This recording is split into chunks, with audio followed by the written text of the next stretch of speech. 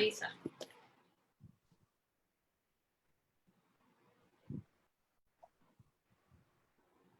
Ahí estamos. Ok, vamos a ver si aquí estamos. Sí, estamos live. Conectando nuestros amigos y amigas.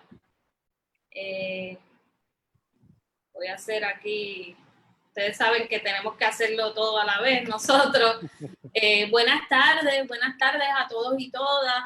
Aquí estamos volviendo hoy una hora más temprano. Tuvimos que acomodar el horario regular, así que estamos haciendo nuestro live a las 2 en lugar de a las 3, pero les damos la bienvenida a todos y todas. Gracias por conectarse y esperamos que, bueno, que se vayan conectando como siempre poco a poco.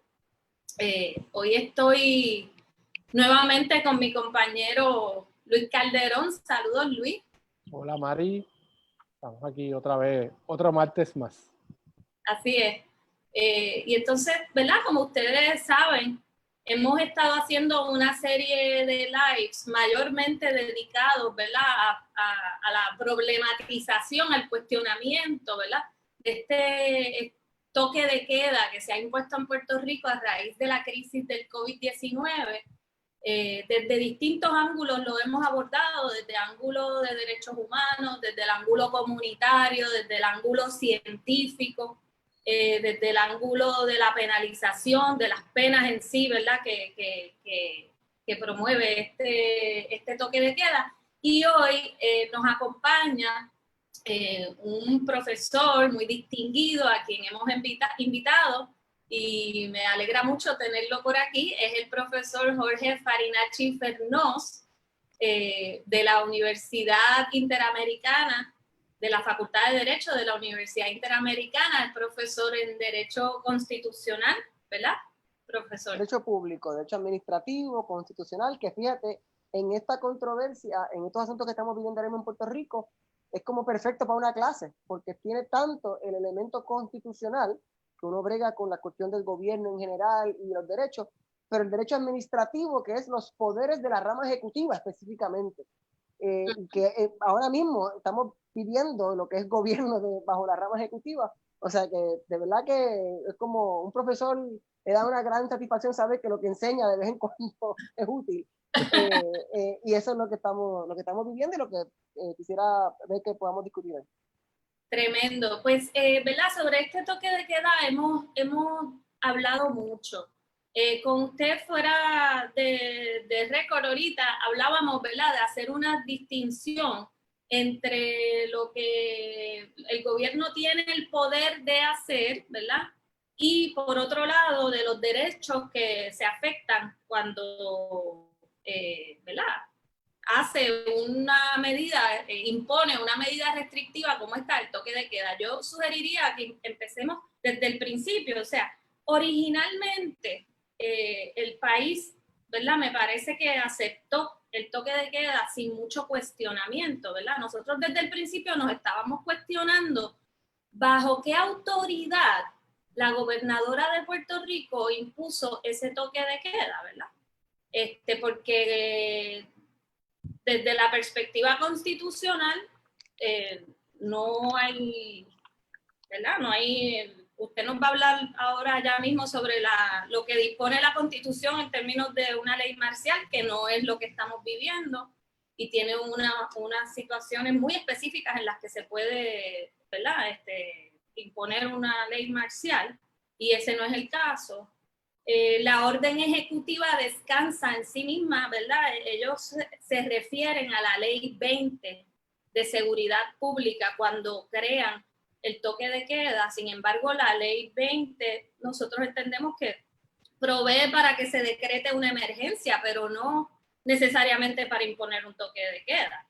Entonces, en ese origen, ¿verdad, profesor? ¿Qué usted cree? ¿De dónde sale la autoridad de la gobernadora para imponerlo?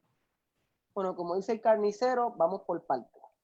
Y voy a empezar con un ejemplo.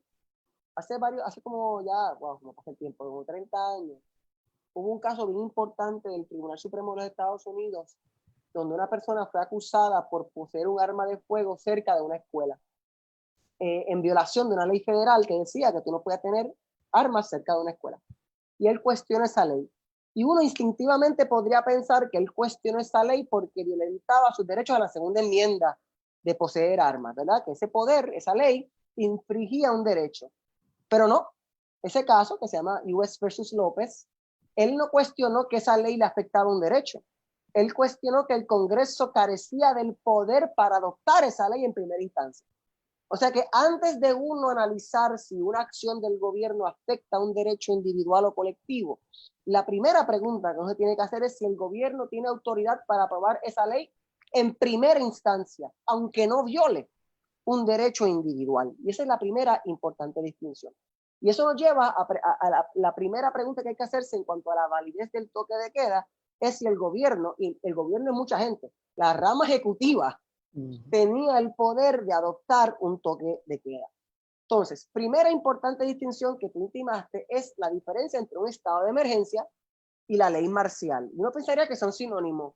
No son sinónimos. La ley marcial es más fuerte. Es de las pocas veces donde la gobernadora se convierte en una dictadora legal. La Constitución le permite actuar con todos los poderes plenarios del gobierno, en este caso la rama legislativa y la rama ejecutiva. Pero vamos a leer cuándo es que se puede hacer una ley marcial. Está bajo los poderes del gobernador en el artículo 4.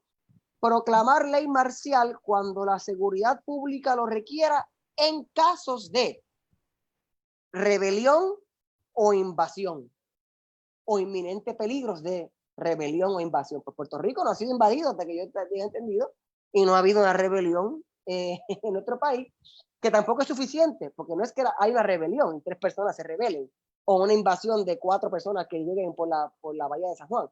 Es una rebelión o invasión que a su vez ponga en peligro la seguridad pública. O sea que es un estándar bien alto.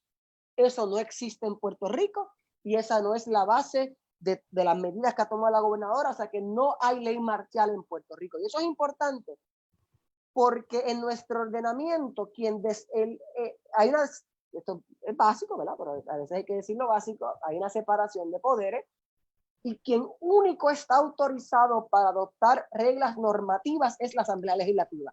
¿Y qué es una regla normativa? Algo que autoriza, prohíbe o permite nuestra conducta. Tú estás obligado a pagar impuestos, prohibido de cometer asesinatos y autorizado a volar chiringa, ¿verdad?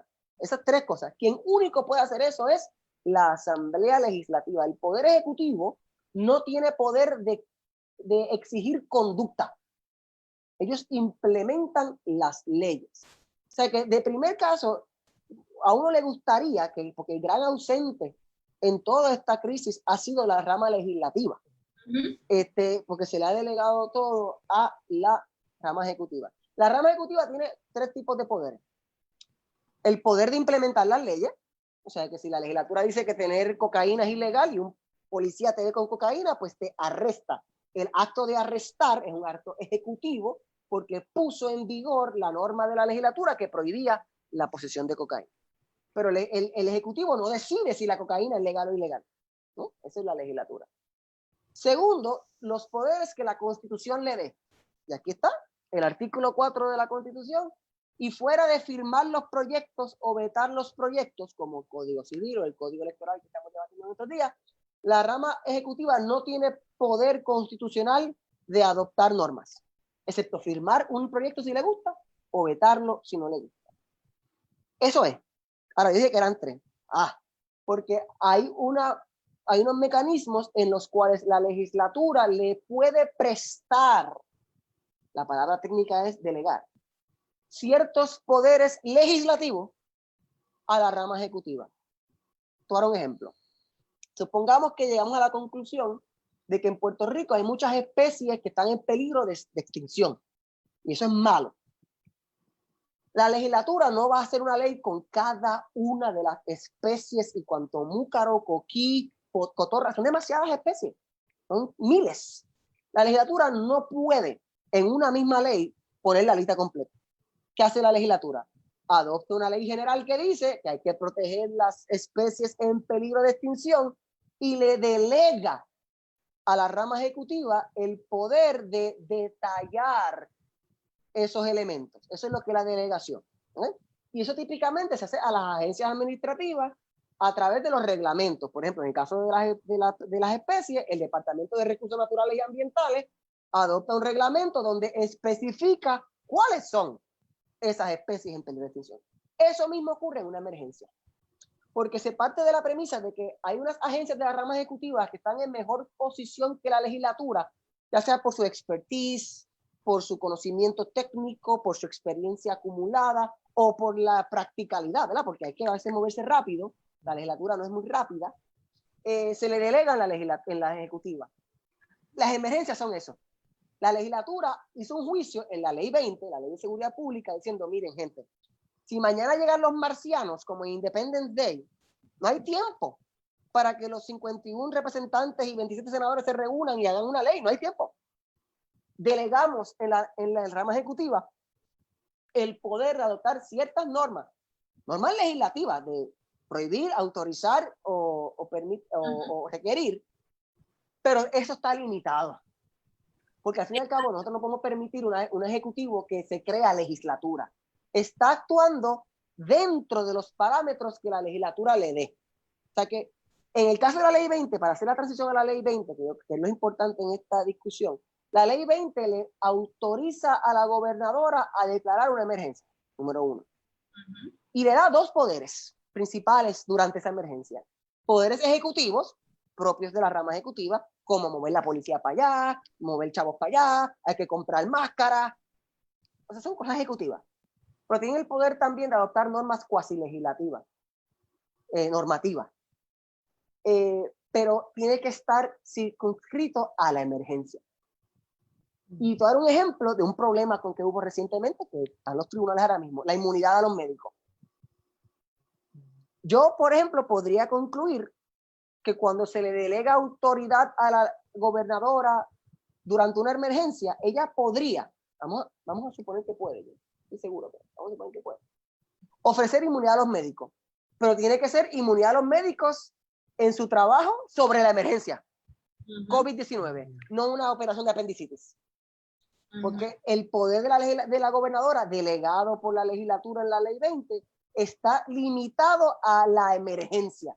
No es que durante la emergencia puede hacer lo que dé la gana, es que durante la emergencia puede hacer cosas relacionadas a la emergencia. Y Por ende, puede imponer medidas como estas que afectan derechos constitucionales. Okay.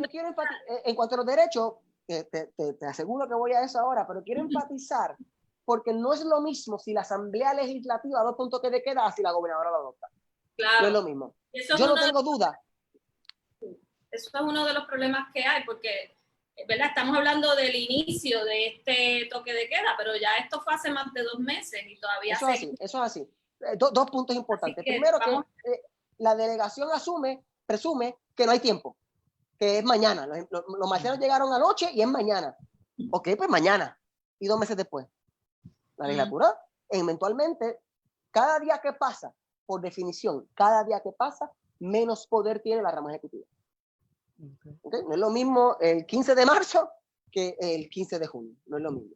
Segundo, si la Asamblea Legislativa decide adoptar un toque de queda, tal vez es inconstitucional porque afecta un derecho, pero que el poder lo tiene. Lo que yo estoy cuestionando es el poder de la gobernadora de hacerlo. ¿Okay? Y pues eso es el elemento, y por eso es que no hay diferencia entre el toque de queda de María y el toque de queda de ahora. Lo negativo es que como vivimos un toque de queda en María, nos acostumbramos a que los toques de queda son posibles, pero no es lo mismo un toque de queda porque no hay luz de noche, María, a un toque de queda porque hay una pandemia, etcétera. O sea que planteando por ahí, dicho sea de paso, cuando la gobernadora ejerce poderes que le prestó la Asamblea Legislativa, además de ser consistente con la Constitución, como cualquier ley, las órdenes ejecutivas de la gobernadora no pueden ser, además de eso, ni arbitrarias ni caprichosas. Por eso es que yo pienso que la norma esa en su momento de las tablillas pares e impares era ilegal, porque es basado en qué, ¿sabes? Eso era como, la legislatura tal vez podría hacer eso, la gobernadora no. la gobernadora. En Puerto Rico no se permiten gobiernos por decreto, eso no está permitido. Esto en emergencias para atender la emergencia. Okay. Entonces, el toque de queda. Porque, por ejemplo, yo creo que la gobernadora sí podría tener el poder, nuevamente, cada día menos. Yo prefiero una ley que diga, todo puertorriqueño o puertorriqueña que haga interacción social debe usar una máscara. Además, yo apoyo esa ley. Prefiero que sea una ley a una orden ejecutiva, porque para eso tenemos legisladores. Que si las máscaras, que si el 25% de capacidad de los restaurantes, esas son normas que están relacionadas con la emergencia. El toque de queda es un problema. Y te digo antemano, yo no sé si es válido o inválido. Te estoy diciendo cuáles son los elementos, los criterios que hay que tomar para analizarlo. Primero porque el toque de queda, mira que vamos a ver qué pasó en María. En María el toque de queda tenía sentido al principio, porque si no hay luz, el problema de seguridad de noche era brutal, era brutal. Hasta que el gobernador dio una excepción para Halloween. No sé si se acuerdan de eso. Pero el gobernador eximió del toque de queda la fiesta de Halloween. Y uno y tú me dices, pero ahí fue que murió. Ahí fue que murió el toque de queda. Porque la justificación cesó. O sea que, por eso que el toque de queda no se debe de ver como algo estático. No es lo mismo un juez o jueza que analiza la validez del toque de queda el 20 de marzo que ahora. Tal vez llega a la misma conclusión, pero el análisis es necesariamente distinto porque tiene que justificarse de alguna manera, tiene que justificarse. Porque ahora entonces entrando al segundo parte del análisis, el derecho, los derechos individuales, entonces, ¿qué derechos afecta el toque de queda? El movimiento, algo tan básico, el derecho a moverse, aunque suene estúpido, existe el derecho al movimiento, el derecho a asociarse con otros seres humanos, el derecho a la expresión, hasta el disfrute de la propiedad, el poder ir y hacer una fiesta en tu casa, ¿no? Ok.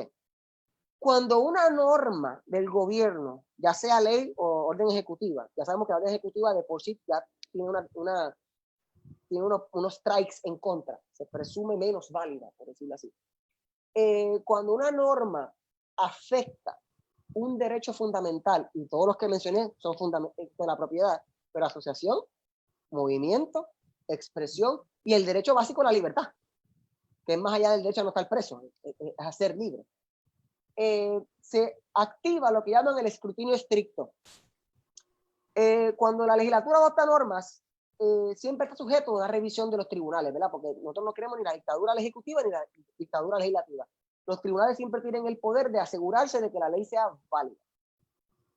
Cuando la ley meramente regula actividad económica, como por ejemplo decir no se permite la bebida de alcohol, la venta de alcohol a menores de edad, o no se, ese tipo de norma que afecta cierto sentido un derecho, está sujeto a un escrutinio bien bajito, bien bajito. Le llaman el estricto de razonabilidad. En otras palabras, que no sea una ley loca. Como nadie puede volar chiringa en el morro porque las chiringas son malas. Eso es una ley estúpida. Y entonces posiblemente inconstitucional porque es irracional prohibir la chiringa. Prohibir la venta de alcohol a menores es racional. Se puede. Pero cuando estamos hablando de derechos fundamentales, el escrutinio no es ese bajito de razonabilidad. El escrutinio, la misma palabra te dice que es fuerte. Escrutinio estricto. ¿Y cómo tú sobrevives el escrutinio estricto? 3 cosas tiene que tener la ley. 1, un interés apremiante. Apremiante. En inglés le llaman compelling. Esta palabra es una cosa que el gobierno tiene que hacer porque tiene que hacerlo. No es porque es una buena idea, porque vale la pena. No, es que el gobierno tiene que hacerlo. Por eso que llaman apremiante. Estoy obligado a hacerlo. Segundo, que la norma tiene que ser necesaria para cumplir ese fin. No conveniente, necesaria. Y tercero, que no puede haber un mecanismo menos oneroso para lograr ese fin. De las 3 criterios, yo no tengo duda que el primero el gobierno lo cumple. Hay un interés apremiante. Salvaguardar la salud pública, eso es un interés apremiante en cualquier liga. O sea que yo no cuestionaría el por qué se está haciendo el toque de queda. La pregunta es si el toque de queda es necesaria para la seguridad pública. Y segundo, si no hay un mecanismo menos oneroso para salvaguardar Claro, la y salud eso pública. es una de las cosas que hemos abogado constantemente desde el principio, que las restricciones tenían que ser las estrictamente necesarias cuando se trata de restricciones, ¿verdad?, que afectan derechos fundamentales. Y nosotros desde el principio nos estamos cuestionando, ok, yo creo que el interés apremiante lo hay, pero hay dos cuestionamientos. Primero, ¿eso se podía hacer con mecanismos menos onerosos? Sí, porque se ha hecho así en otras partes del mundo. Esa es mi posición, ¿verdad? Y en segundo lugar, también está el asunto de la creación del delito. El que viola el toque de queda, ahí se creó un delito. Eso no es solamente una orden de quédese en casa, como en Estados Unidos, y a lo mejor te dan una multa. Aquí hay privación de la libertad envuelta, que es nuestra gran preocupación, ¿verdad?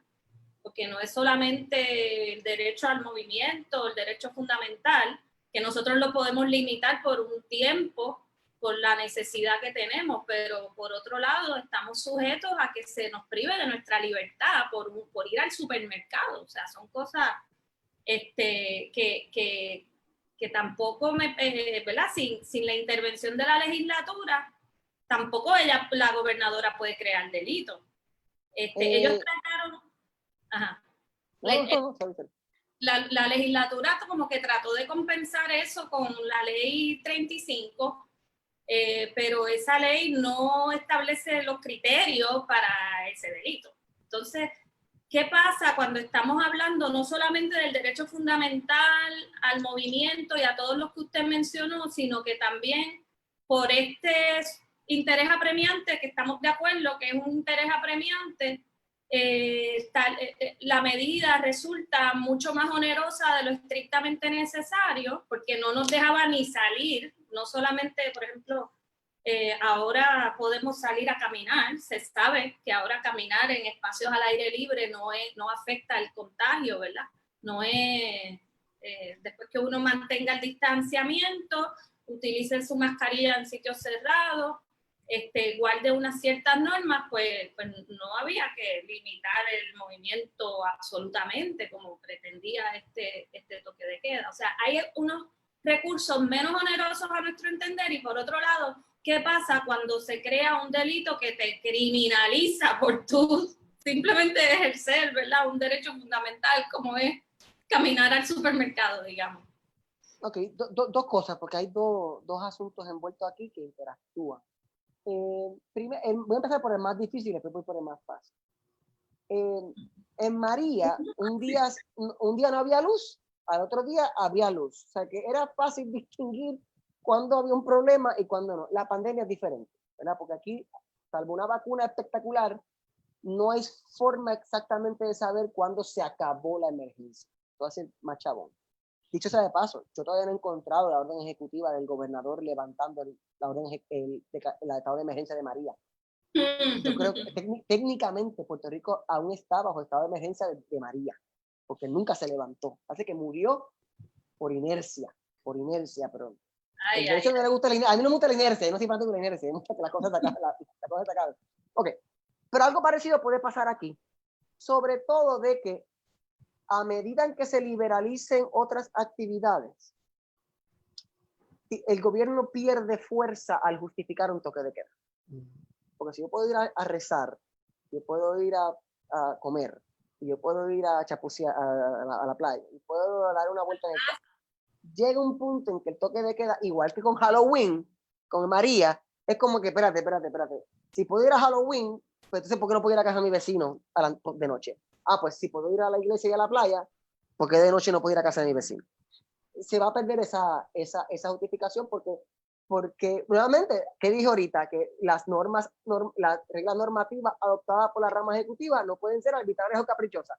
Y no hay nada más arbitrario que decir, puedo rezar y ir a la playa y comer, pero no puedo ir a casa de mi hermana a las 9 de la noche. Ahí se cae. Pero hay otro elemento aquí envuelto, y es el elemento del delito. Ok, vamos por partes. Regla general, ¿quién solamente puede adoptar delitos en nuestro país? La legislatura. Porque lo peor que tú puedes tener es un escenario Judge Dredd, donde él mismo hace la regla, te arresta, te juzga y te ejecuta. Eso no está permitido. Pero hay excepciones a esa regla general. Hay dos maneras en donde la rama ejecutiva puede participar, vamos a ser cuidadosos con las palabras, participar de la tipificación de un delito. Primero, parecido al que discutimos ahorita, que no aplica. La legislatura dice, será ilegal y será castigado con 6 meses de cárcel aquella persona que mate a un animal en peligro de extinción. Y el Departamento de Recursos Naturales dice que un coquí es un animal en peligro de extinción. Y yo mato a un coquí. Pues yo cometí un delito. Quien estableció el delito en verdad fue la legislatura. Pero la legislatura no mencionó el coquí. Quien mencionó el coquí fue el Departamento de Recursos Naturales y Ambientales. Pero el delito de matar todavía fue la legislatura la que hizo el delito. No el Ejecutivo, aunque tuvo participación, porque el Ejecutivo fue el que decidió lo del coquí. Esa no es esta. Segunda forma de establecer un delito, que con participación de la rama ejecutiva. Que la legislatura dice, yo autorizo a X agencia de la rama ejecutiva a adoptar un reglamento. Quien viole ese reglamento habrá cometido un delito. Yo no sé qué dice el reglamento de legislatura, yo no sé qué dice el reglamento. Va a haber un reglamento, el reglamento X. Pero si violas el reglamento X, habrás cometido un delito. Y la ley, que vi que era la 35, no sé ya el número de la ley, pero sé que fue las enmiendas recientes a la ley 20. La legislatura hizo 2 cambios a la ley 20. Una bien específica y una más general. La específica era toda persona que viole un toque de queda debidamente proclamado por la gobernadora habrá incurrido en un delito. Y la otra fue toda persona que viole una orden ejecutiva de la gobernadora habrá incurrido en delito. Esa segunda yo la veo bien difícil. Mala.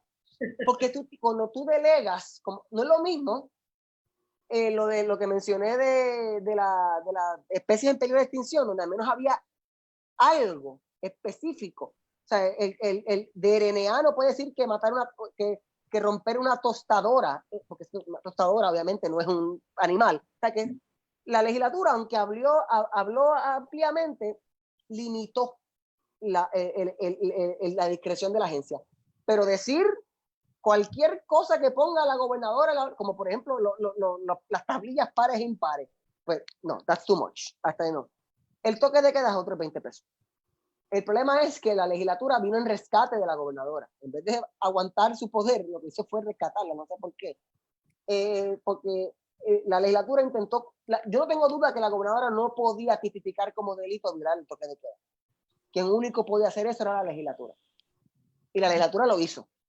O sea que ahora mismo, sin duda, violar el toque de queda de la gobernadora es un delito según la enmienda de la ley 20. La pregunta sigue siendo si el toque de queda es válido, porque el que yo tipifique como delito un toque de queda no significa que el toque de queda es válido.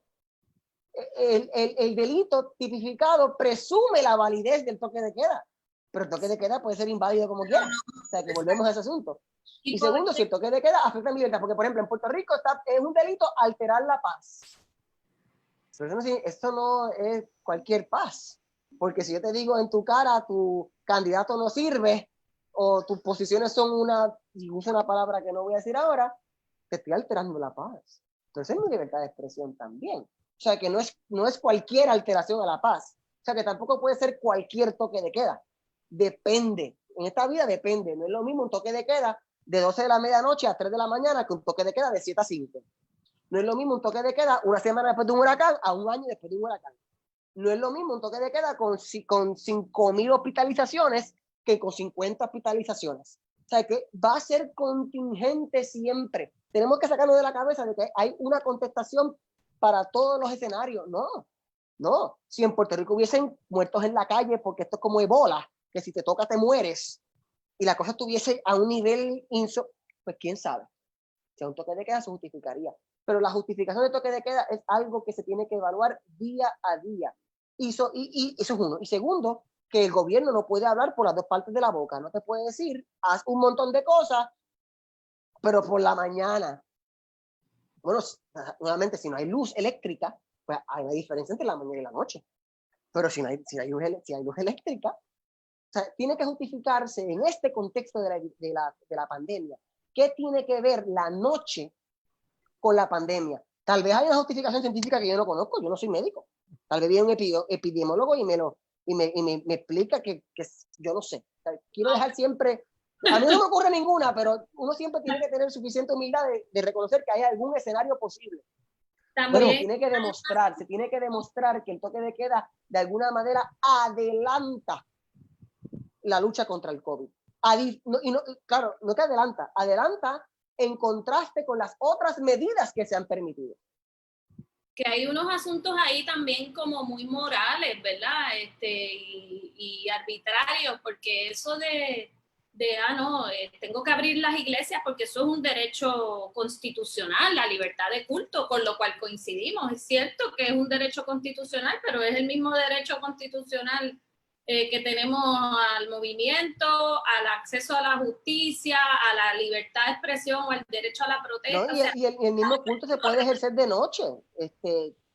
Incluso puede ser una limitación al libre ejercicio del culto, de que solamente puedes orar a tu Dios de 6 de la mañana a mediodía. Pues, entonces, pero ¿cómo que solamente 6 de la mañana a mediodía?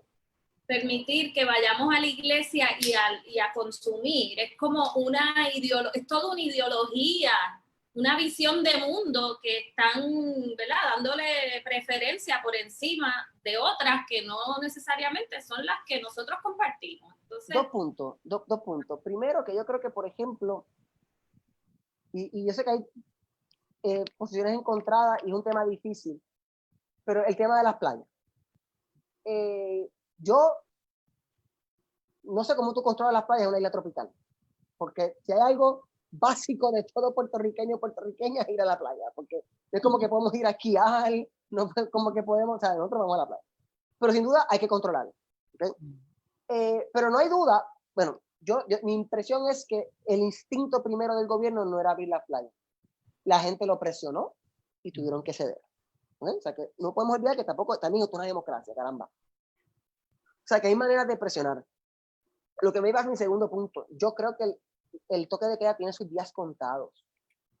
Nuevamente, cada día que pasa se justifica menos. Yo creo, sin embargo, que no va a ser que un día lo van a eliminar. Lo que deberían hacer es poco a poco, tal vez 12 a 6, 2 a 5. Esa es la próxima medida, aquí a 2 semanas. Pero es como, eso me acuerda cuando yo era chamaquito, perdona la referencia a pop culture, pero cuando yo era chamaquito yo iba a Time Out, allá en Plaza de las Américas, y había un juego de carro, que cuando estabas a punto de quedarte sin tiempo, llegabas al checkpoint y te daba 10 segundos más. O sea, cada vez que la orden ejecutiva está a punto de ser ilegal, cuando estás a punto de decir que es ilegal, si la limitas, pues te ganaste unos días más. O sea, si mañana la gobernadora dice que va a cambiar el toque de queda a de 12 a 6, se ganó un par de semanas más. Porque está en un proceso de transición, no tiene que ser abrupto. O sea, no tiene que ser abrupto, hay un espacio de maniobra constantemente justificado, ¿verdad? Tal vez que los policías están cansados, que no hay o sea, tienes que demostrarme el problema, no puedo asumir el problema. Lo que a mí me ha sorprendido, y en parte es bueno, porque yo creo que el toque de queda,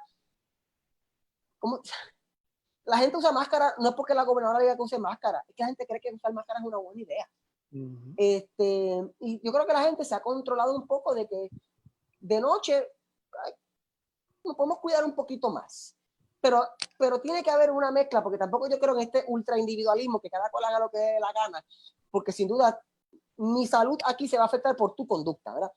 Pero ¿cómo eso afecta a la noche? Pues yo no sé. Pero yo creo que está contado los días, y mientras más el gobierno liberalice, menos se puede justificar esa restricción. Sobre todo cuando hay un problema de contenido. Y volviendo al tema constitucional, de contenido. Porque cuando tú planteas el tema moralista, en Puerto Rico el tema del toque de queda lleva desde que yo era chamaquito, en los 90 con los menores de 16 años. Esa cuestión de que la noche es peligrosa y que la noche es de gente mala y la noche es donde las cosas terribles ocurren. Pues el virus no sabe qué hora es. El virus no sabe qué hora es. Y por eso es que depende del tipo de emergencia que tú estés bregando. Y yo quisiera pensar que Yo soy optimista, que son tal vez más hardcore que yo, más optimistas, de que en las próximas 2 semanas tienen que flexibilizar el toque de queda, porque si no se va a convertir como que en este estrago, mientras todo se flexibiliza, hay una cosa que se quedó igual de estricta que el primer día. ¿Y cómo tú justificas flexibilizarlo todo menos una cosa? A menos que sea la placita o el cine o un lugar donde hayan 500 personas gritándose entre ellos, como, qué sé yo, un mosh pit, ya que estoy en los 90. Pero además, tal vez tú puedas prohibir ciertas actividades de noche. Muy bien, pero todas. El culto de noche, ir a casa de un familiar de noche. ¿Qué especial tiene la noche? Con un virus. Yo creo que es la próxima etapa. Vamos a darle 2 semanas. Vamos a ver qué pasa. El problema, bueno, yo quería preguntarle al profesor, ¿qué puede hacer, ¿verdad?, la gente, los ciudadanos de Puerto Rico, cuando, ¿verdad?, ante esta situación? Porque pues ya vemos que el gobierno tiene su manera de trabajar y para algunas personas absurdamente, para otras personas correctamente. Pero ¿qué puede hacer la ciudadanía ante esto? Va a hacer 3 cosas. Voy a empezar por la hardcore primero. Hay uno de los cuentos más chéveres del Principito, si se acuerdan del Principito, es que había un rey que solamente daba órdenes que la persona estaba dispuesta a acatar. Y ahora mismo, volviendo, eso me acuerda María con lo de Halloween, que cuando la gente decida que el toque de queda ya no vale, ya no vale. En este momento, un día la gente decide, nos hartamos y no hay suficiente policía para resolver eso. ¿Okay? Porque técnicamente el toque de queda de María murió así. Cuando Ricky dijo que Halloween era una excepción, la gente dijo, pues no hay, pues, olvídate, esto es un chiste. Y la gente violó el toque de queda el otro día y no hubo consecuencias. O sea que el derecho no puede vivir de la represión, tiene que vivir de la aceptación. Yo no me como la luz únicamente por miedo a que me den un ticket. Es que yo creo que es una buena idea no comerse la luz porque puedo chocar con otro carro. En el momento que la gente cree que eso es una estupidez, no hay tickets que resuelvan ese asunto. O sea que eso está un elemento que va a ocurrir y ocurrió en parte con las playas, porque cuando hubo el video de la familia aquella que le dijeron que le iban a dar la multa por tocarle el agua, el crimen de tocar el agua con los pies, eso creó una reacción pública que la gobernadora yo creo que tuvo que tomar en consideración. Segundo, está el asunto de la presión pública que pasó con las playas. Me sorprende que el tema del toque de queda aún no ha surgido, pero es lo próximo que va a ocurrir. Pero tercero, está la manera judicial. Y es que cuando alguien vaya a casa de su primo a las 9 de la noche y lo arresten y se lo lleven a la regla 6, va a poder cuestionar la validez del toque de queda y tal vez haya visto nuestro video y tiene toda la lista de argumentos sobre delegación, estado de emergencia, escrutinio estricto, bla, bla, bla, y la rama judicial haga su trabajo. Y le diga, gobierno, no es que no puedes hacer nada, pero se te fue la mano. Tú no puedes justificarme 3 meses después con estos números médicos, por ejemplo. Claro, todo puede cambiar en la vida. Tal vez el toque de queda era válido ayer, inválido hoy, pero válido mañana si los números suben. Yo no sé. Pero las cosas se tienen que jugar en el momento y que un tribunal le diga, se te fue la mano, tienes que hacer otro mecanismo. Tal vez limitar algunas actividades de noche, tal vez por 2 horitas para limpiar las calles, yo no sé. Te puedes inventar algo. Hay flexibilidad. Esto no es blanco y negro. Y no tiene que ser, o sea, la preocupación nuestra siempre ha sido, son varias, ¿verdad? Pero sobre todo eso, estar sujeto a perder tu libertad por una cosa que no es realmente un delito ni nada por el estilo, por más que ella diga, o sea, porque no puede ser que yo ir a casa de mi hermana esté ¿verdad? Arriesgándome a que se me prive de mi libertad por hacer eso. Entonces, dejemos los argumentos. Primer argumento, ¿es esta medida suficientemente relacionada con la emergencia? El asunto de la delegación. Segundo, ¿es arbitraria o caprichosa? ¿Cómo yo demuestro eso? Que permiten una cosa y prohíben otra y no hay verdaderamente una justificación para distinguir entre una y la otra. O tercero, si sobrevive el escrutinio estricto y tiene que ver con la situación actual de la crisis de salud pública en Puerto Rico, porque, caramba, es que mira cómo funciona el sistema, funciona en su contradicción. Mientras la gente use más máscaras, mientras la gente se lave las manos, mientras la gente adopte el distanciamiento físico. Si eso se hace, por definición, el toque de queda es menos justificado. ¿Entiendes? Porque si la máscara me ayuda, si el distanciamiento me ayuda, si lavarme las manos me ayuda, si limitar la capacidad me ayuda, 10 personas por casa, qué sé yo, 20 personas por restaurante, vamos a suponer. Mientras más eso ocurre, derrota a lo otro. Porque tú no puedes tener las dos a la vez. Tú no puedes ordenar a todo el mundo. Por ejemplo, mira la máscara. Tú no puedes decir a la gente, tú puedes decir a la gente, quédate en tu casa. ¿Ok?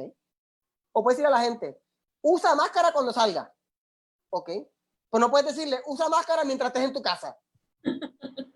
Ahí se te fue la mano. Una o la otra. O me dices que salga con máscara, distanciamiento, limpieza y precaución. O me dices que no salga, punto, porque hay toque de queda. Pero no las dos a la vez. Sí. Ahí es que yo veo el problema. Interesante. Hay un mensaje de Mariana que quiero leer, de Mariana Nogales Molinelli. Saludos, Mariana. Y ella dice, el toque de queda es el sueño de la gobernadora dictatorial. Y eso es otro aspecto que a nosotros también nos preocupa porque pensamos que a estas alturas esto se está utilizando definitivamente como un signo de poder absoluto.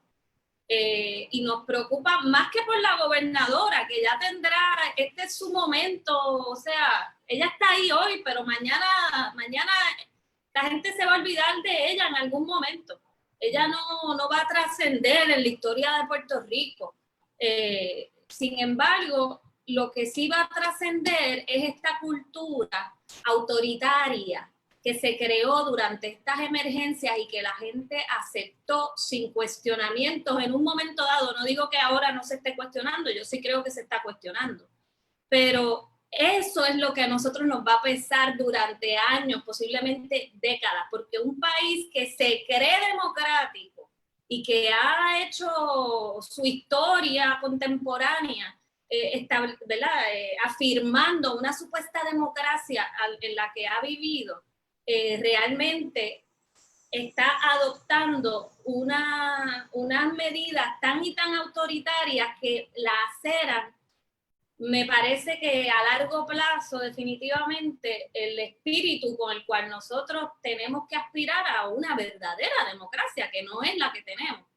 Entonces, ahí sí es que también, ¿verdad? Por eso también hacemos este trabajo, pero creo que el comentario de Mariana es sobre utilizar estos mecanismos como signos, como símbolos, más que como necesidad legal, es como su bastión de poder, lo último que le queda para decir que ella controla algo en este país, es el toque de queda. Ustedes me van a permitir un minutito de viaje nerdo completo, pero yo entre las clases que doy es historia del derecho. Y yo les sigo a los estudiantes la misma anécdota todos los semestres. La palabra dictador originalmente era una buena palabra. No era un insulto. Era un honor. La palabra dictador viene de Roma. Y era un puesto electivo. Había elecciones. Y el pueblo de Roma elegía un dictador. ¿Y qué era un dictador? El dictador era como FEMA. El dictador era una persona que mientras no había emergencia no tenía ningún poder. Estaba en su casa tranquilo. Y cuando llegaba la invasión de los espartanos o de los persas, bueno, eso es Grecia, pero los cartaginenses, el dictador asumía poderes omnímodos y decía, pues, los soldados para acá, el agua para acá, la comida para acá, ¿verdad? Invadieron los marcianos. Necesitamos a alguien que mande. ¿Qué pasa? Duraba 6 meses el puesto, 6 meses para imitarlo. Y cuando la emergencia se acababa, ¿qué hacía el dictador? Devolvía el poder. El mejor dictador de la historia de Roma es Cincinnatus, un pobre hombre que hizo lo mejor del mundo y nadie se acuerda de él, excepto que hay una ciudad en Ohio que lleva su nombre, Cincinnati. Cincinnatus fue un dictador romano, electo por el pueblo de Roma, llegó una emergencia, activó sus poderes dictatoriales, resolvió la emergencia, ¿y saben qué hizo cuando se acabó la emergencia? Devolvió los poderes y se fue a su casa a sembrar hasta que se murió. La historia se olvidó de Cincinnatus, pero hubo un segundo dictador romano que pasó lo mismo. Fue electo dictador, hubo una emergencia, activó sus poderes, resolvió la emergencia y cuando se acabó la emergencia, ¿sabes qué hizo? ay, me gustan estos poderes. ¿Sabes cómo se llamaban ese dictador? Julio César. Y a ese la historia sí se acordó. ¿Por qué no celebramos a Cincinnatus? Yo no sé.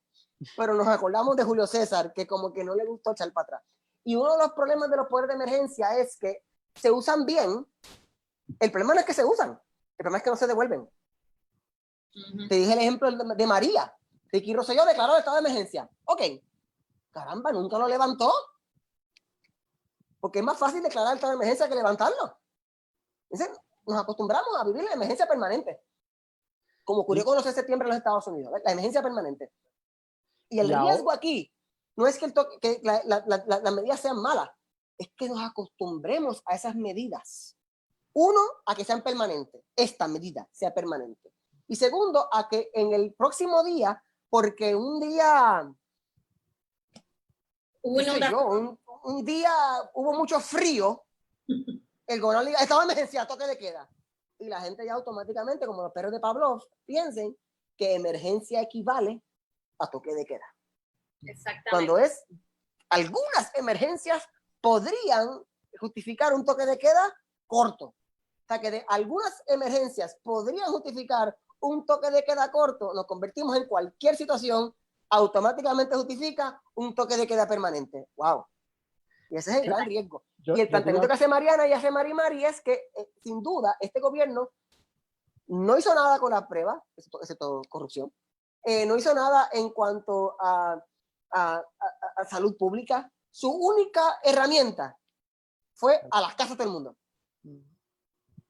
Y pues, yo me metí en mi casa. Y tú haces una cosa, no me metí en mi casa porque lo dijo Wanda Vázquez, yo me metí en mi casa porque yo no sabía el nivel de mortalidad de este virus. Yo tengo autopreservación. O sea, y yo que no quiero tampoco infectar a mis vecinos. O sea, que yo me encerré en mi casa. La pregunta es cuándo eso cree suficiente tensión de que la gente diga, no, ok, tú tienes un toque de queda. Nosotros, el soberano, pueblo de Puerto Rico, dijimos que ya se acabó. Ya se acabó.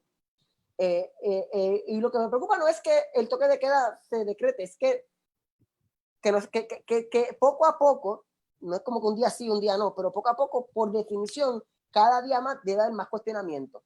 Porque no puede ser, porque es que el peligro no es esta epidemia, es que mañana haya frío, que mañana nieve, que mañana pase algo y toque de queda. Y ya la gente automáticamente acepta el toque de queda como algo normal, como algo chévere. Y el toque de queda es toque de queda es ir preso, tú sabes. Es básicamente una autoprisión.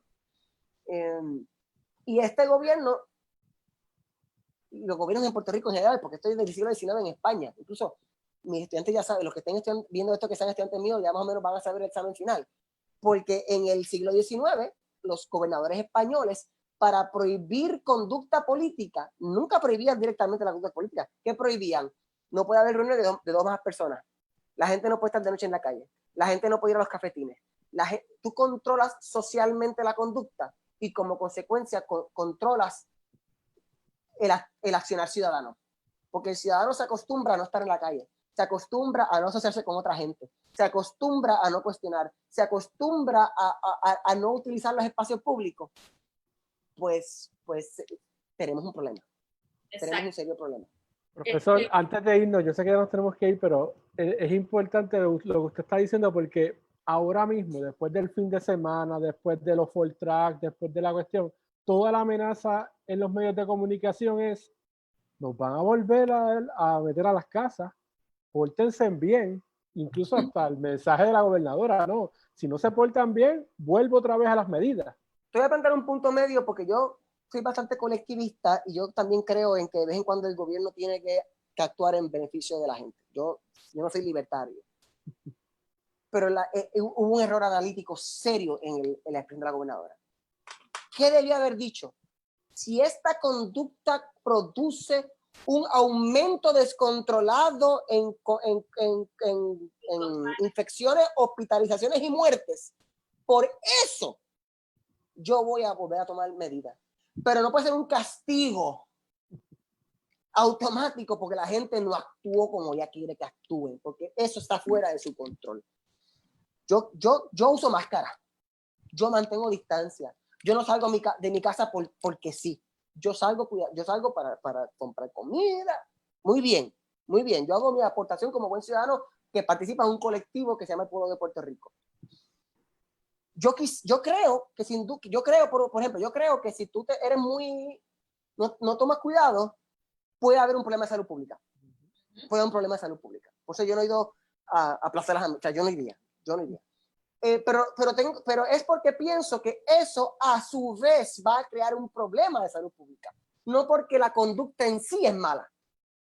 Y ese es el problema, porque de la gobernadora no vino, eso no se hace porque pone en peligro la salud pública, es que eso no se hace porque eso no se hace. Y eso es demasiado, volvemos al moralismo, a ese paternalismo, a ese regaño de que la gobernadora decide que es bueno y que es malo. Pues no, eso no funciona en una democracia, a menos que nuestra conducta tenga consecuencias sociales. ¿Entiendes? Porque el poder del gobierno, o sea, el gobierno puede declarar ilegal el asesinato, porque cuando yo mato a alguien, mato a otra persona. Pero el gobierno no puede declarar ilegal volar chiringa, porque eso no le afecta a nadie. El poder del gobierno de prohibir cosas está condicionado a que la conducta que yo hago tiene consecuencias sociales. No porque es bueno o malo de por sí, porque eso es moralismo. Y el derecho no castiga moralistamente. El derecho es una herramienta social. O sea que el llamado tiene que ser el pueblo de Puerto Rico. Hay un virus peligroso, vamos a tomar medidas, vamos a cuidarnos unos a los otros. Pero esa cuestión de te quito el televisor, tú sabes, te quito el Limber, no hay helado esta noche, ese tipo de castigo nos acostumbra a que es lo que la gobernadora crea que es lo correcto, sin entrar en quién demonio votó por ella, porque literalmente nadie. Pero eso es otro asunto. Yo quisiera pensar que una gobernadora que llegó allí sin voto de nadie tuviese un poquitito más de humildad ante el ejercicio del poder. Pero pues esto puede ser demasiado esperar en las condiciones de hoy. Así es. Tenemos que despedirnos porque el profesor tiene una clase ahora a las 3, por eso adelantamos el live hoy. Ha sido estupendo escucharlo. Gracias por estar con nosotros aquí. Antes de irnos voy a leer un par de mensajes rápidos. Sheila Rivera dice, tienen que quitar la palabra iglesia de la ley. Si no mencionan los Pokémon Battle Groups ni los Book Clubs, la inclusión de la palabra iglesia crea desigualdad. Así es. Ricardo Díaz Soto dice, ¿por qué nadie ha impugnado el toque? Estando de acuerdo con estos argumentos presentados, ¿qué nos pasa como pueblo que no hacemos nada? ACLU trató de impugnarlo y el tribunal ¿verdad? Determinó que no tenían el standing para llevar ese pleito. O sea, que las cosas se complican, ¿verdad? Y en efecto, nosotros no somos una organización de litigio ni nada, ni siquiera de abogados. Nosotros utilizamos estas herramientas, ¿verdad? Las herramientas educativas para la abogacía. Tenemos nuestro pleito también en el Supremo de acceso a la información, pero somos clientes ahí, ¿verdad? No somos litigantes. Sin embargo, hay una variedad de casos que bien pudieran, sobre todo en este momento, impugnar ese toque de queda y nosotros a esos casos les damos todo el apoyo que nos piden. Algunos prosperan, otros llegan a corte, otros no, pero nosotros hemos colaborado con compañeros que están, ¿verdad? Pensando diferentes ideas para llevar estos pleitos. Es una falla de nuestro sistema, porque otros países, ocurre en América Latina, ocurre en Europa, para que una norma sea válida, tiene que pasar primero por un filtro judicial. Nuestro sistema, que es el norteamericano, es al revés. Hasta que no se cuestiona, es válido. O sea, que aplica la norma coloquial de que el que da primero da 2 veces. Jóvenes, la mitad de las cosas que hace el gobierno son ilegales, pero hasta que alguien no las cuestiona con el derecho a cuestionarlas, pasa con ficha. Pues aquí se pasa mucho con ficha. Y un último mensajito por aquí de Melisa Hernández. Melisa, saludos, y a Melisa la tenemos que invitar para acá un día. Una cosa que debió preocuparnos es que desde el inicio las restricciones más severas han sido contra las libertades civiles y los derechos fundamentales de las personas, mientras han sido flexibles con el sector comercial. Que se supone que sea al revés, Por ejemplo, la libertad de expresión, tú tienes libertad de expresión comercial y libertad de expresión política. Por definición, la libertad de expresión política tiene más protección. Por eso que lo que ocurrió el 1 de mayo me pareció que el gobierno tuvo que ceder.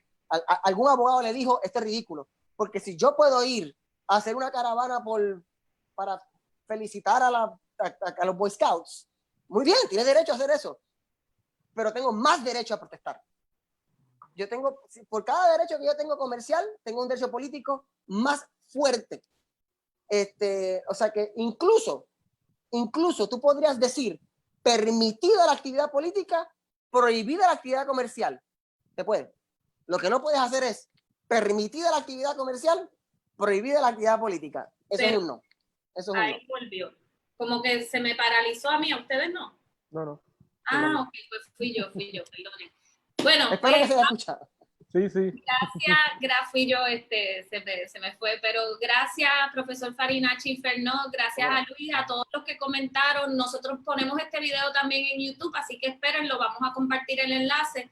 Y bueno, sigamos agitando y transformando y sobre todo hablando, ¿verdad?, de estos problemas y discutiéndolos, analizándolos y resistiendo, porque la pandemia pasará, pero nuestro país necesita, ¿verdad?, establecer mecanismos mucho más democráticos, mucho más humanos, mucho más empáticos de los que se nos ha provisto durante esta crisis de la cual nosotros somos las víctimas. Así que gracias a todos y todas y nos vemos pronto por aquí también, el viernes de hecho. Bien, gracias. Saludos.